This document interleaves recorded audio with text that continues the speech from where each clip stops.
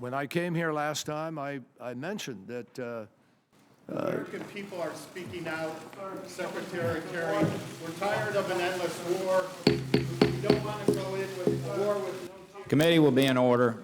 After several interruptions by anti-war protesters, the Senate Foreign Relations Committee hearing got into full swing.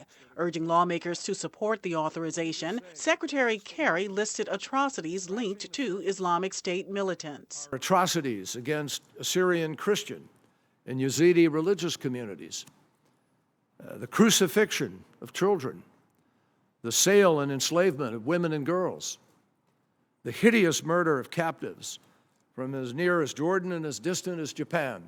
Lawmakers repeatedly expressed concern about Iran's military support to Iraqi forces and what it could mean for Iran's potential influence in the region. Should there be any concern by people here that Iran is influencing the outcome against ISIS, does have Shia militia on the ground, does have some of their own personnel helping command and control, is that a concern that anyone that cares about U.S. national interest should have?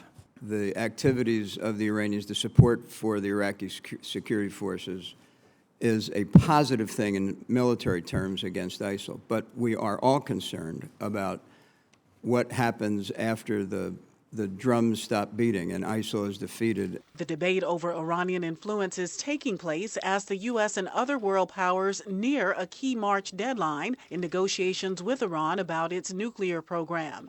Kerry was asked if those talks are influencing efforts to fight the Islamic State. I believe that much of our strategy with regards to ISIS is being driven by a desire not to upset Iran so that they don't walk away from the negotiating table on the deal that you're working on. Tell me why I'm wrong. Because the facts completely contradict that. Islamic State militants seized parts of Iraq and Syria last year, prompting the creation of a U.S.-led coalition effort to fight the militants that now includes about 60 countries. One of the challenges has been that while the U.S. has credible ground partners in Iraq, that is not the case in Syria, says Joint Chiefs Chairman Dempsey. We don't have that credible partner inside of Syria yet. We're taking steps to build that partner.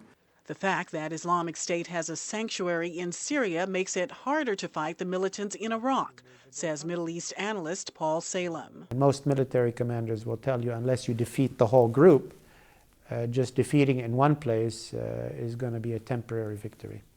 He says the lack of a military ground campaign in Syria means that Islamic State militants who are pushed out from Iraq can retreat and regroup in the neighboring country. Pam Dockins, VOA News, the State Department.